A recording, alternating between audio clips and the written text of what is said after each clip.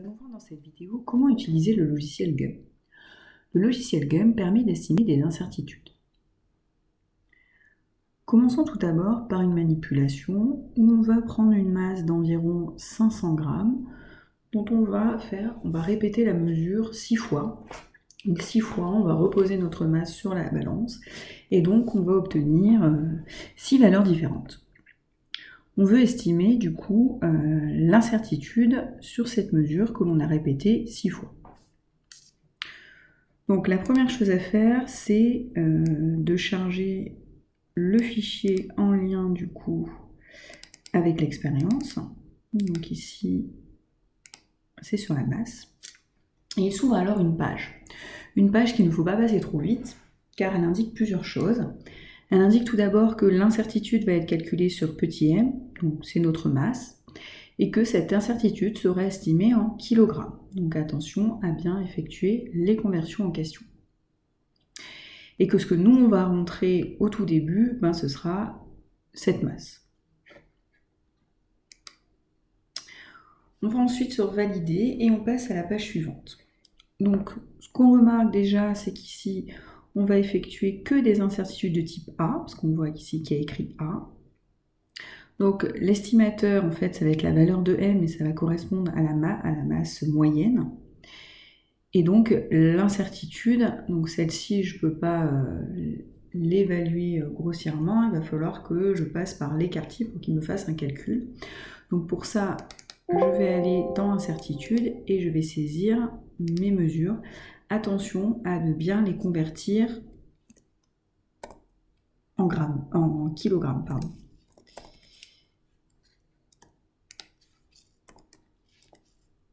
Donc je rentre mes 6 mesures.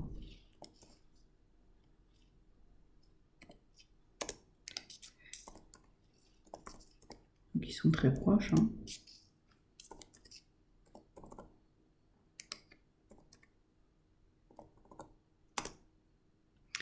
Petite remarque, dans GUM, quand vous rentrez vos valeurs, mettez bien, quand il y a des valeurs notamment décimales, mettez bien un point, parce que si vous mettez une virgule, ça ne va pas fonctionner. Donc une fois vos valeurs rentrées, donc on peut lire à droite le nombre de valeurs, donc il y en a 6. Le logiciel calcule directement la moyenne qui est de 0,501 et on peut voir ici l'écart-type entre chaque valeur. Et donc, on valide, on revoit toutes ces valeurs et en mettant OK, cela va nous donner l'incertitude liée à notre valeur. Donc ici, on a la moyenne avec beaucoup de chiffres significatifs, l'incertitude avec beaucoup de chiffres significatifs. Donc attention, on sait qu'une incertitude s'exprime toujours avec un seul chiffre significatif. Le logiciel le sait aussi, mais pour voir cela, il faut passer à la page suivante en cliquant sur Valider. Donc ici, ce qui va nous intéresser, c'est cette colonne-là, où on indique écriture finale avec un chiffre significatif. Donc on peut lire pour un intervalle de confiance à 95% que la valeur donc, de notre masse est de 0,501 plus ou moins 0,02 kg et que pour un intervalle de confiance de 99%, la valeur est de 0,501 plus ou moins 0,03 kg. Alors comment on sait si on prend le 95 ou le 99%? Pour ça, vous vous laissez guider par l'énoncé. Ce qu'on remarque donc, c'est que notre incertitude a bien un chiffre significatif et que donc la moyenne a été écrite en fonction du nombre de chiffres après la virgule dans l'incertitude. Donc dans l'incertitude après la virgule, j'ai 3 chiffres. Du coup, dans ma moyenne, on a gardé 3 chiffres après la virgule.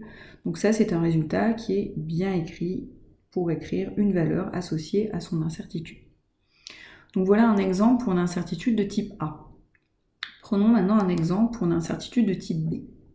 Donc par exemple, une personne va parcourir 200 mètres. Donc ces 200 mètres, pour être sûr que ça fasse 200 mètres, on va prendre un mètre pour mesurer cette distance. Et pendant qu'il va parcourir cette distance, donc on va mesurer le temps donc pour parcourir sa distance avec du coup un chronomètre. et on obtient 26 secondes. Et donc ce qu'on aimerait estimer, c'est sa vitesse associée à son incertitude. Donc de la même façon, la première chose à faire, c'est de récupérer le fichier qui va nous permettre de calculer les incertitudes sur la vitesse. Donc comme tout à l'heure, on ne passe pas trop vite sur cette page.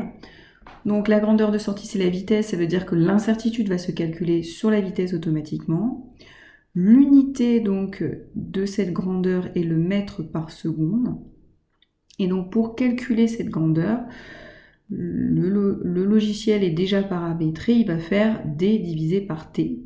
Donc logiquement, on va nous demander d'entrer la valeur de d, la valeur de t, en respectant, attention, les unités que l'on veut sur la fin. Donc d, il faudra bien que ce soit quelque chose qui soit en mètres, et t, il faudra faire attention que ce soit quelque chose qui soit en secondes, pour que à la fin, on ait un résultat qui soit correct. Donc on passe ensuite. Donc ici, on a des incertitudes de type B. Donc on va pouvoir directement rentrer donc, les valeurs mesurées. Donc pour la distance, on a estimé cette distance à 200 mètres avec donc 1 mètre. Donc j'écris 200 mètres. Et pour l'incertitude, donc soit on nous la donne directement, soit on l'estime grossièrement. Généralement, il s'agit de la plus petite graduation de l'instrument utilisé.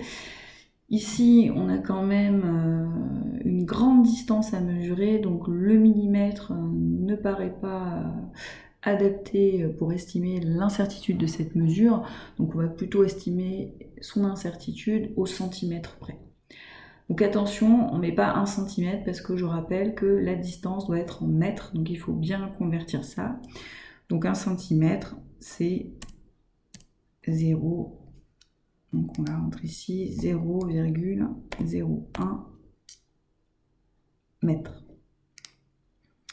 Le temps, donc il a été mesuré au chronomètre, on a obtenu 26 secondes, donc on écrit 26 secondes.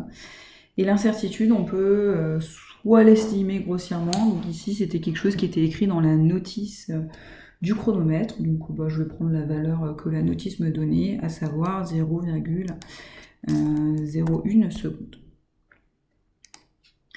Une fois ces valeurs rentrées, il suffit alors d'aller sur valider et calculer pour avoir du coup la grandeur de sortie qui est la vitesse. Donc de la même façon, ce qui va m'intéresser, c'est la colonne où il y a écrit écriture finale avec un chiffre significatif sur l'incertitude. Donc on peut lire pour un intervalle de confiance à 95% qu'on a une valeur de vitesse de 7,692 mètres par seconde, plus ou moins 0,04 mètres par seconde. Et pour un intervalle de confiance de 99%, donc on a la même valeur de vitesse, mais l'incertitude est de 0,005 mètres par seconde. Alors ce qui est intéressant dans une incertitude de type B, c'est que on peut estimer la plus grosse source d'erreur en fait dans la mesure. Donc pour ça, on regarde ici la contribution aux sources d'erreur.